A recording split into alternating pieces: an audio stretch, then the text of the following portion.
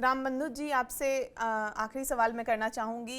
एक तो मैं लालगंज विधानसभा सीट की बात करूंगी जो वैशाली ज़िले में है, और इस बार आरजेडी से मुन्ना शुक्ला की बेटी शिवानी शुक्ला वहां चुनावी मैदान में उतरी, और बीजेपी से संजय कुमार सिंह और जनसुराज से अमर कुमार सिंह के बीच ये मुकाबला त्रिकोणीय था। पिछले चुनाव में संजय सिंह ने जीत दर्ज की थी। तो क्या आपको लगता है कि लालगंज की जनता पर पारिवारिक विरासत का असर चलेगा, या परफॉर्मेंस के नाम पर बीजेपी को फिर मौका मिलेगा? और साथ ही हम दानापुर की भी बात करेंगे, जहां पे बीजेपी के रामकृपाल यादव और जेल में बंद जो हैं आरजेडी विधायक रीतलाल यादव आमने सामने हैं, और जनशक्ति जनता दल से पप्पू राय को मैदान में उतारा गया है। तो आपको क्या लग रहा है कि दानापुर की जनता फिर से रीतलाल यादव जो ब्रांड है उसको चुनेगी, भले ही वो जेल में है, या रामकृपाल यादव जो जिस तरह से उनकी छवि है उस पर वोट डाले हैं लोगों ने? तो इन दोनों सीटों का आप ये बताइए। जो दोनों सीट है, जी जी, जो लालगंज और दानापुर की जो सीट है, जी। इस पे मोकामा का प्रभाव पड़ा है। जिस तरीके हम्म। से मोकामा में दुलारचंद की हत्या के बाद जाति सूचक जो गालियां दी गई हैं, उससे उसका प्रभाव बिहार के कई सीटों पे पड़ा है।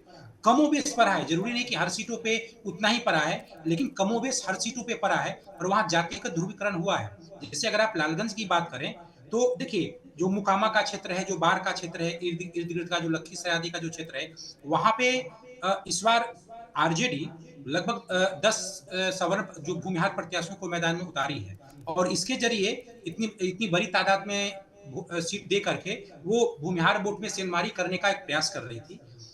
और पिछले भी लोकसभा चुनाव में या उससे पहले भी आरजेडी को ये सवर्ण समाज का वोट मिलता है, कम ही मिलता है लेकिन मिलता है। इस बार जो दुलारचंद वाली जो घटना घटी, उसमें जिस तरीके से जाति सूचक गालियों का प्रयोग हुआ, उसको लेकर के इन जातियों में ध्रुवीकरण हुआ है, और उस ध्रुवीकरण का हर सीटों पे अलग अलग प्रभाव है, लेकिन प्रभाव पड़ा है। उसी क्रम एक प्रभाव लालगंज में भी पड़ा है कि जिस तरीके से शिवानी शुक्ला के पक्ष में जो उनके स्वजातीय जनाधार था, वो वहां के उससे हट करके और भाजपा की ओर शिफ्ट हो गया है। तो एक प्रभाव पड़ा है। हालांकि ऐसा नहीं है कि जो मुन्ना शुक्ला का प्रभाव है पूरी तरीके से खत्म हो गया इस घटना के बाद। तो वहां पे यादव और कमोवेश भूमिहार समाज, जो आरजेडी का जो वोट बैंक है, वो उनके साथ है, कांग्रेस पार्टी का वोट बैंक है वो भी साथ है। तो वहां पे एक प्रभाव पड़ा है। अगर ऐसा नहीं होता तो हो सकता था शिवानी शुक्ला को ज्यादा लाभ हो। अगर दुलाचंद वाली घटना नहीं होती तो हो सकता था कि वहां जो उनका जो सुजातीय जनाधार है वो उनको ज्यादा सपोर्ट करता। तो एक प्रभाव वहां पे पड़ा है, और मुझे ऐसा लगता है कि इसी के कारण शायद वो सीट उनके हाथ से फिसल जाए। दानापुर में ठीक इसके विपरीत हुआ है। देखिए, दानापुर में रामकृपाल यादव की लोकप्रियता थी वहां के यादव समाज में। जब वे लोकसभा चुनाव लड़ा करते थे, तो भी मीसा भारती उस समय उम्मीदवार हुआ करती थी आरजेडी से। तो 2 बार ये चुनाव जीते हैं, इस बार भले ही हारे हैं, 2 बार चुनाव जीते हैं, और तीनों चुनाव में दानापुर से यादव का इनको वोट मिला है, रामकृपाल यादव को। यही कारण है कि वहां इनको उतारा गया है। लेकिन जिस तरीके से यादव में भी ध्रुवीकरण हुआ है, तो इनसे भी इनका जो यादव वोट बैंक है वो कमोबेश शिफ्ट हो गया है रीतल यादव की तरफ। तो अगर ये दुलाचंद वाली घटना नहीं होती तो हो सकता था इनका जिस तरीके से यादव पे प्रभाव रहा है रामकृपाल यादव का, वो आज भी कायम होता। तो इन दोनों सीटों पे उस घटना का प्रभाव है। इसके अतिरिक्त आप देख लीजिए कि इस पूरे फेज के चुनाव में लालू प्रसाद यादव कहीं चुनाव प्रचार करने नहीं गए, सिर्फ एक ही जगह रोड शो किए, वो भी दानापुर में रीतलाल यादव के कारण। क्योंकि ये मीसा भारती का क्षेत्र माना जाता है, वो पाटलिपुत्रा की सांसद हैं, और ये विधानसभा वहीं पे आता है, तो यहाँ पे उनकी साख जुड़ी हुई है। अगर रीतलाल यादव हार जाएंगे तो कहीं ना कहीं इसकी जिम्मेवारी मीसा भारती के ऊपर भी जाएगी।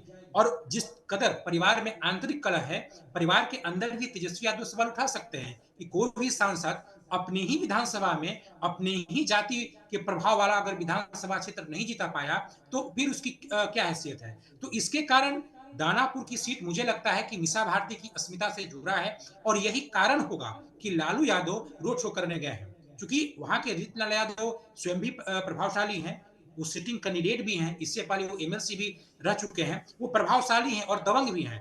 तो अगर रामकृपाल नहीं होते तो फिर उनके जीत में संदेह नहीं था, रामकृपाल के कारण ही जीत में संदेह था, लेकिन इसकी जी। अस्मिता मीसा भारती से जुड़ी हुई है। इसीलिए मुझे लगता है कि लालू यादव प्रचार करने के लिए गए हैं, और लालू यादव के कैंपेन का प्रभाव भी पड़ेगा, और दुलारचंद की हत्या और उनकी शव यात्रा में जिस तरीके से गाली गलौज की गई, उसको लेकर के जो ध्रुवीकरण हुआ है, इसका भी प्रभाव पड़ेगा।